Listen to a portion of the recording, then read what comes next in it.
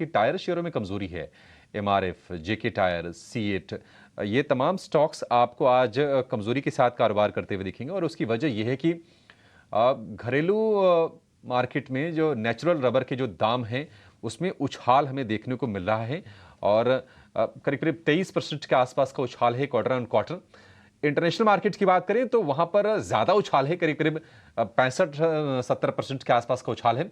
हालांकि हिस्टोरिकली ऐसा देखने को मिलता है कि जो नेचुरल रबर के दाम होते हैं वो इंटरनेशनल मार्केट से ज्यादा होते हैं, 10 से 15% के प्रीमियम पर होते हैं। तो यहां पर अगर घरेलू बाजार में नेचुरल रबर के दाम बढ़ते हैं तो निश्चित तौर पर टायर कंपनियों के लिए और मुश्किलें बढ़ेंगी और कहीं ना कहीं उसका जो असर होगा वो मार्जिन पर भी आएगा, मार्जिन पर आएगा, एबिटा पर आएगा, एपीएस पर भी असर आएगा। हम देख रहे हैं कि कमजोरी आज ये तमाम शेयरों में है। चंदन जी, आप जरा बताइए टायर स्पेस में एक बार एमआरएफ ही आप चेक कर लीजिए। हालांकि बड़ा है, हैवी वेट है, लेकिन लगातार 3 सत्र के आसपास की गिरावट है और अब ये महीने भर में 10-12% के आसपास करेक्ट कर गया है।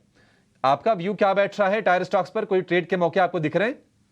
नहीं, अभी तक तो यहाँ पे कोई रिकवरी मेरे को नहीं दिख रही है। इनफैक्ट सेटअप नेगेटिव है कि मूविंग एवरेज हमने तोड़े हैं, lower tops lower bottom formation बन रहा है, तो थोड़ा और डिक्लाइन होने दीजिए। मेरे हिसाब से 13,000 मेरे हिसाब से आप देखिए तो इस काउंटर को और डिक्लाइन देखिए। अभी भाव लगभग 1,35,000 रुपए है और थोड़ा और डिप आते हैं, कहीं ना कहीं 1,33 1,32 के आसपास आते हैं तो वहां पे वापस आपको लेने के चांस मिलने चाहिए। काफी बड़े प्राइस है तो नंबर पढ़ना भी टफ हो रहा है और किसी को ट्रेड करना है तो यहाँ पे ऑप्शंस के साथ ट्रेड करे तो आपको कंपेरेटिवली बेटर रहेगा। तो एज ऑफ नाउ मैं थोड़ा और डिप का वेट करूंगा एमआरएफ में बॉटम फेसिंग करने के लिए। ठीक है, वेट करना है। 1,35,000 रुपए के आसपास का भाव है एमआरएफ का, लेकिन अभी थोड़ा सा इसमें आपको कोई पोजीशन नहीं बनानी है। एक बार जरा आपसे व्यू लेंगे डॉक्टर लाल पैथले पर। कुछ हमने देख रहे हैं कि शेयर में 2% के आसपास की कमजोरी है। क्या व्यू है आपका शेयर पर? क्योंकि आज जहां शुरुआत हुई वहां से शेयर नीचे आ रहा है और लगातार ये डाउनवर्ड ही ये ट्रेड कर रहा है। करीब करीब महीने भर में 20-22% के आसपास की गिरावट आ गई है डॉक्टर लाल पैथ लैब में। कब तक थमेगी गिरावट ये? देखिए, एक टेक्निकल रिबाउंड आप कह सकते हैं यहाँ पे आया है। ओवरसोल्ड टेरिटरीज में स्टॉक जा चुका है, डीप ओवरसोल्ड टेरिटरीज को अप्रोच कर रहा है, तो हो सकता है कि एक टैक्टिकल ऐसा रिबाउंड इसमें आपको हल्का सा आते हुए दिखे। बट ओवरऑल सेटअप जो है ये काफी ज्यादा निचले जो लेवल्स हैं इन पे इंडिकेट कर रहा है। तो मेरे हिसाब से यहाँ पे अगर एक पोजिशनल लेवल कोई चाहे ऑन द डाउन साइड, तो पहला है 1860 का, उसके बाद है 1800 का। तो ये मोमेंटम जो है ऑन द डाउनवर्ड और डाउन साइड ये कंटिन्यू रहेगा तो 1860 से 1800 तक के लेवल्स भी देखने मिल सकते हैं। हो सकता है कि कुछ माइल्ड रिबाउंड्स आपको देखने मिले, बट ओवरऑल सप्लाई प्रेशर जो है इसके ऊपर काफी हैवी है। तो 1860 1800 के लेवल्स जो है इनको वॉच कर सकते हैं ऑन द डाउन साइड। बाजार पर नजर डालते हैं और कुछ और स्टॉक्स पर जरा हम अपने एक्सपर्ट से व्यू लेते हैं। एक बार जरा हिंडाल्को जरा चेक कीजिए आप। कुछ क्या हिंडाल्को में आपको तेजी और बढ़ती हुई दिख रही है? क्या करना चाहिए इसमें? देखिए, ओवरऑल मेटल स्पेस में कल और आज हमें एक अच्छा खासा ट्रैक्शन देखने मिल रहा है, बट अगर मैं ओवरऑल सेटअप देखूं तो काफी वॉलेटाइल रहे हैं ये स्टॉक्स। जो दो हमारे टॉप फेवर्ड पिक्स रहे हैं वो है टाटा स्टील एंड हिंडाल्को। तो कल की एक दिन के कंसोलिडेशन के बाद आज इसने अपना अपमूव जो है ये फिर से शुरू किया है। तो 545 का पहला टारगेट है एंड 560 का दूसरा टारगेट है। इन दो लेवल्स के लिए हिंडाल्को में अगर आप चाहें तो एक फ्रेश लॉन्ग क्रिएट कर सकते हैं। 525 के करीब अपना स्टॉप लॉस लेके चलें, बट ध्यान रहे कि मेटल पैक में अक्सर हमें वॉलेटिलिटी काफी देखने मिलती है, तो स्टॉप लॉसेस बिल्कुल टाइट लेके चलें। बट हिंडाल्को और टाटा स्टील ये दो स्टॉक्स हैं जिनमें एक पॉजिटिव व्यू के साथ आई थिंक ट्रेड हो सकता है यहाँ पे। ठीक है, हिंडाल्को में तेजी कर सकते हैं। आईओएल केमिकल लेकर आइए स्क्रीन पर। आईओएल केमिकल में हम देख रहे हैं कि आज 8-10% के आसपास की तेजी है और 400 रुपए के पार निकला है आईओएल केमिकल का शेयर। इस पर चंदन जी आपसे व्यू चाहेंगे। आईओएल केमिकल क्या आपके रडार पर है शेयर ये? और 400 रुपए के ऊपर कितना बड़ा ट्रिगर बनेगा? कहां तक जाता हुआ आप शेयर को देख रहे हैं?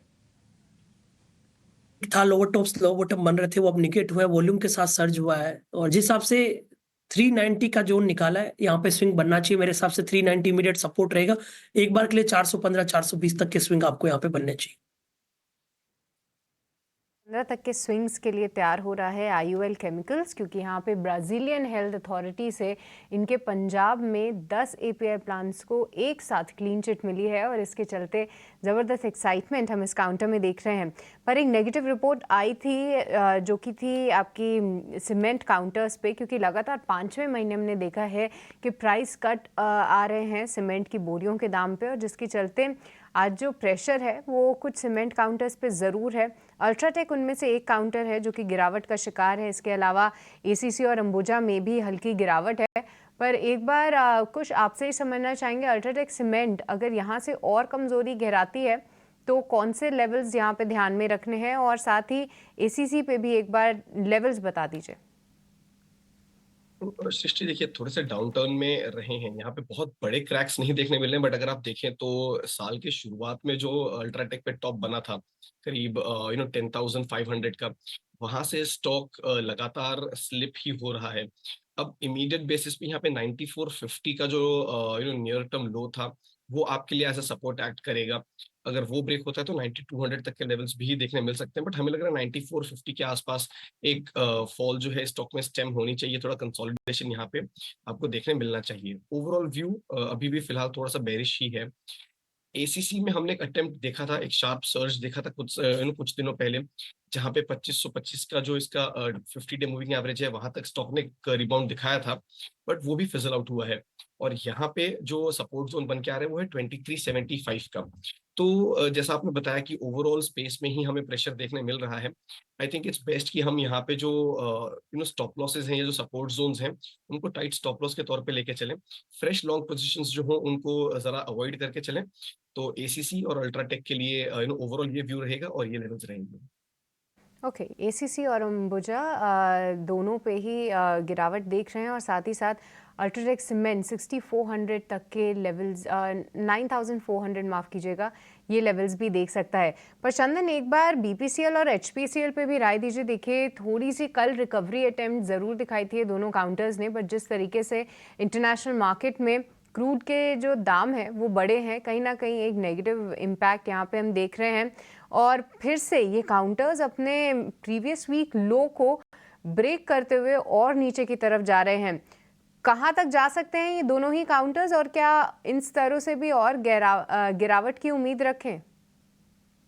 चल वीक है तो और थोड़ी बिकवाली बननी चाहिए। BPCL की बात करें तो 555 560 तक के लेवल बन सकते हैं नीचे में। HPCL है वो 440 के नीचे फिसल सकता है। इनफैक्ट IOC की भी बात करें वो भी 150 की तरफ जा सकता है। तो तीनों ही काउंटर में वीक स्ट्रक्चर है, थोड़ी और वीकनेस यहाँ पे कंटिन्यू रहनी चाहिए। कुछ जरा आइडिया चेक करोगे? मैं इस सीरीज़ के मिडल में आइडिया लेना चाहता हूँ, तो ले लूँ? लॉट साइज बड़ा है मेरे पास, बस एक ही प्रॉब्लम है, कैश में ले लूँ कि छोड़ दूँ उसको भी?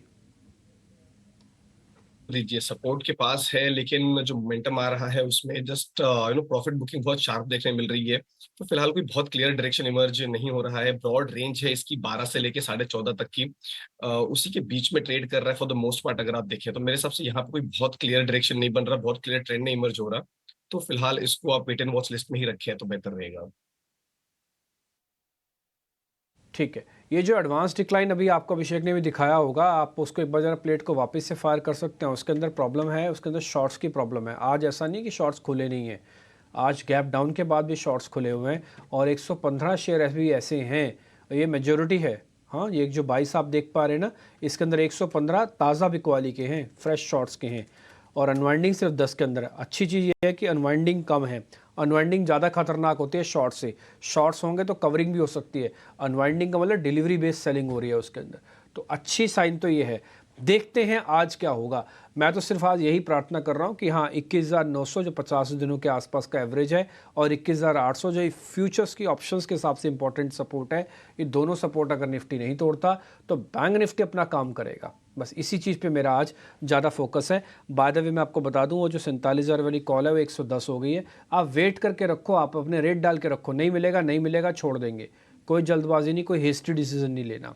शिष्टि ओके, अगर अभी मार्केट का मूड भी देखें डिम्पी, तो रिलायंस से देखिए कोई प्रेशर नहीं मिल रहा है। डेज लो पे रिलायंस ट्रेड कर रहा है। टीसीएस हम जानते हैं ब्लॉक डील के चलते यहाँ पे भारी प्रेशर है, पर एचडीएफसी बैंक और बैंकिंग काउंटर्स, जैसा कि आप कॉल पे भी जिक्र कर रहे थे कि निफ्टी बैंक की कॉल ऑप्शंस के जरिए भी लोग देख सकते हैं, वो थोड़ा सा ऊपर आने की कोशिश ज़रूर कर रहा है। तो एक बार चंदन आपसे समझना चाहेंगे, अगर बैंकिंग में से कहीं अभी फिलहाल एक्सपोजर लेना हो तो कोई बैंकिंग स्टॉक जो कि आपको पसंद आ रहा हो, और खास तौर से मैं 2 काउंटर्स पे राय जानना चाहती हूँ।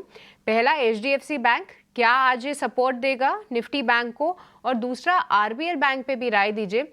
एक गिरावट का शिकार जरूर था, पर कहीं ना कहीं ये 225 का जो स्तर है उसको क्रॉस करने की कोशिश जरूर कर रहा है। क्या वो उस कोशिश में कामयाब हो सकता है? देखिए, आरबीएल बैंक तो वीक स्ट्रक्चर वाला काउंटर है, मल्टीपल सपोर्ट के आसपास है, बट अगेन बाउंस भी रहेगा तो लिमिटेड रहेगा। तो आप सबसे पहले बैंक की बात कर रहे हो और बैंक्स में कोई चलेगा, तो सबसे पहले मेरा मानना है कि आईसीआईसी बैंक में मूवमेंट आएगा, क्योंकि यहाँ पे वीकनेस नहीं है। और आप देखोगे पिछले लगभग 10 दिनों से जब भी डिप बनाता है 1055 1060 के सपोर्ट से घूम जाता है।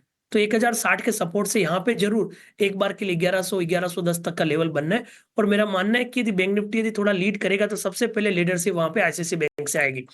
अब एचडीएफसी बैंक की बात करें तो एचडीएफसी बैंक न तो खराब लग रहा है और न स्ट्रॉन्ग लग रहा है, एक रेंज में फंसा हुआ है, बड़े दायरे में है। 1400 की पुट राइटिंग है, 1500 की कॉल राइटिंग है, तो एक ब्रॉडर रेंज में है। तो ब्रॉडर रेंज में तो इसलिए बड़े स्विंग नहीं बन रहे। बट अच्छी बात है कि आज सुबह का ओपनिंग लो 1435 होल्ड किया हुआ है। तो 1435 यदि एचडीएफसी बैंक आज होल्ड कर जाता है और आईसीआईसी बैंक में स्ट्रेंथ बन जाती है, तो मेरे हिसाब से बैंक निफ्टी थोड़ी सी रिकवरी के मूड में आएगा। ओके, तो एचडीएफसी बैंक अगर होल्ड करता है और आईसीआईसीआई बैंक अगर लीड करता है, तो एक सपोर्ट आने की कोशिश है। सबसे पहले अगर कोई चलने के लिए तैयार है तो चंदन का मानना है कि वो आईसीआईसीआई बैंक है, तो उस पर आप नज़र रखिए। 1110 के टारगेट्स वो वहाँ पे दे रहे हैं। इसके अलावा अगर हम देखें तो आईटी काउंटर्स पे क्लियरली प्रेशर ज़रूर है।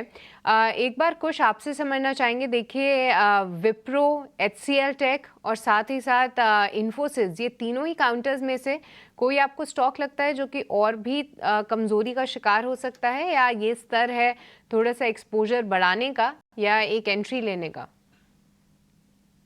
तो दो डाइवर्जेंट व्यूज होंगे सृष्टि यहाँ पे। इन्फोसिस हमें लग रहा है कि की एवरेजेस के नीचे है और की सपोर्ट जोन जो था इसका 1600 उसको भी ब्रेक करके उसके नीचे ट्रेड कर रहा है। तो यहाँ पे जो डाउनसाइड है ये थोड़ा और गहरा सकता है। यहाँ से स्टॉक हमें लग रहा है कि 1575 परहैप्स इवन 1520 तक के लेवल्स देख सकते हैं अगर ये फॉल जो है ये गहराती है तो। अब इसी के सामने अगर मैं विप्रो देखूं तो ये भी एक माइल्ड से डाउनटर्न में है, लेकिन पिछले कुछ सेशन से 50 डे मूविंग एवरेज का सपोर्ट लिया हुआ है। तो अगर आने वाले कुछ दिनों में ये 500 का लेवल जो है ये होल्ड हो जाता है तो यहाँ पे एक अपस्विंग देखने मिल सकती है। तो थोड़े डाइवर्जेंट व्यूज हैं, बट विप्रो हमें लग रहा है कि यहाँ पे एक बाइंग की अपॉर्चुनिटी है और इन्फोसिस शायद यहाँ से और थोड़ा नीचे स्लाइड हो सकता है। ओके, तो इन्फोसिस और विप्रो दोनों पे ही राय दे